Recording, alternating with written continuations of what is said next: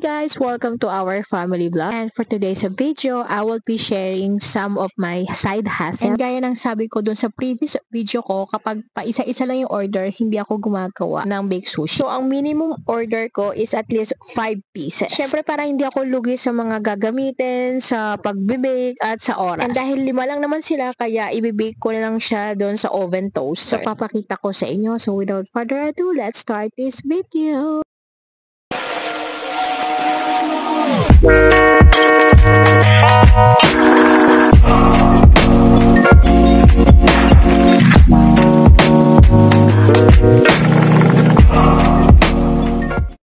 And dahil pumapatok ang aking side hustle, so kailangan ko bumili ng mga additional gamit para hindi naman halo-halo yung lasa sa paggawa ng bake sushi. At dito nga sa SM Hypermarket ay marami ako nakikitang gamit pang kusina na parang heaven sa paningin ko. Pero syempre yung binili ko yung pang bake sushi kagaya nitong whisk. And magiging useful to lalo kapag dinidissolve ko na yung sugar doon sa rice vinegar. At dahil 5 bake sushi ang gagawin ko, kaya 4 na 1 tablespoon na rice vinegar at saka 1 tablespoon na brown sugar plus a pinch of iodized salt. And then, i-dissolve ko siya using this whisk na nabili ko kanina. Bale mga mare, hindi ko muna binubuhos lahat ng rice vinegar mixture. I added gradually dito sa Japanese rice and then mix. And then, tinitikman ko talaga yan para i-check ko kapag sobrang asim na or yung tama lang yung timpla para hindi lang mapanis yung bake sushi. Isa pala din na binili ko doon sa SM Hypermarket is itong lalagyan kasi naubusan na ako ng lalagyan. Tapos wala pa rin stock si All About Baking ng ganitong size. So, naging alternate option ko si SM Hypermarket. In every baking pan, naglalagay ako ng 1 at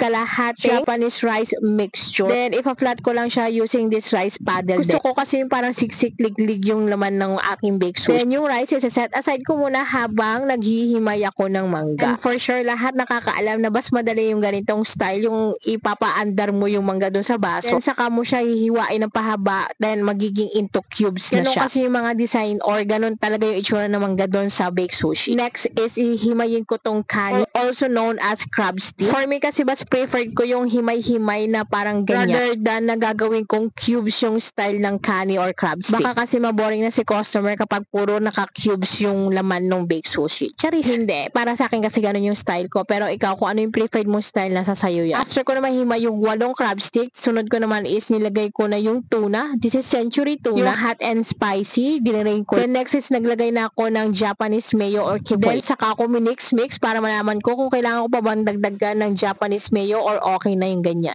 And for today's video, okay na yung nalagay ko or yung dami ng Japanese mayo, kaya isa-set aside ko na ito para masimulan na yung susunod na step, which is babalik ako doon sa Japanese rice na nilagay ko sa baking pan para i-assemble. At bago yun, syempre maglalagay muna ako nitong furikake. Sinasabi ko sa iyo talaga mga mari, mas masarap kapag meron talagang furikake, mukhang or lasang authentic yung bake sushi. Then after, saka ko na ilalagay itong kani tuna mixture. Bale, 2 punong kutsara yung pinakasukat ko para dyan. Then saka ko siya assemble. Kailangan meron ding laman doon sa gilid. Kapag lahat na may laman, especially doon sa gilid, syempre next ko naman yung isa pang tray or baking pan. By the way, in this video, pinapakita ko lang is 2.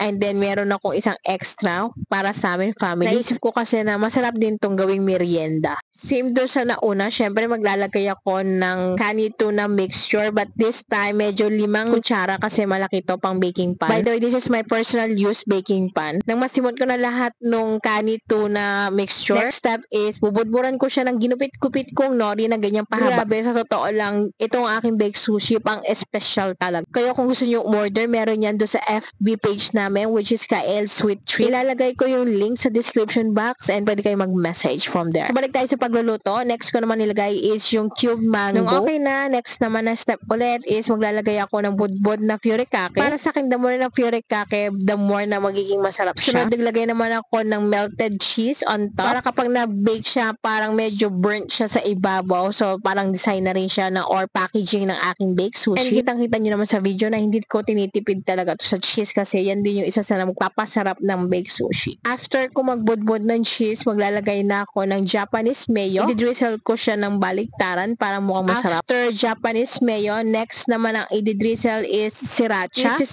as per request lang naman ng mga customer. Tapos mga mare, tinaray ko naman gamitin yung aking air fryer, pero mahaba kasi yung packaging kaya hindi kasya dito sa air fryer. By the way, this is Gabor 4.5 liters air fryer. Maybe magkakasya to kapag 6 or 7 liters yung air fryer. And in this video, sinusubukan ko talaga kasi baka pwede naman. Kaso hindi talaga kasi makukupi mismo yung packaging ng baked sushi. And I understand sa intro, sinabi ko na gagamitin ko ay oven toast. Nagkataon na ginagamit yung oven toaster para gumawa ng merienda. And then ginamit ko rin yung oven na digas. So binibigay ko lang to ng 180 degrees for 10 minutes. Or hanggang sa medyo mag-toast yung cheese sa ibabaw like this. Syempre yung malaki kasama yan sa merienda namin and then the rest is yung ititinda. Papalamigin lang saglit kasi sobrang init talaga nito lalo kapag fresh from oven. Mapapasok ka talaga kapag kinain mo kaagad. And ganito lang kasimple yung packaging namin. Tatakpan ko lang siya kasi may kasama naman lid na talaga yung lalagyan. And then lalagyan ko lang siya ng sticker sa gitna. Then pwede mo naman ilock yung lids dun sa magkabilaan para ma-secure talaga yung product at yung init nung pagkain. Bali, ang bentahan ko nito dati sa office is 180 pesos and dahil nag-i-increase naman syempre yung mga ingredients, may pag-increase din naman talaga yung presyo nito. And yun lang for today's video. I hope you guys should like this video. Bye! So, babalat ko lang to at yung isa kakainin na namin.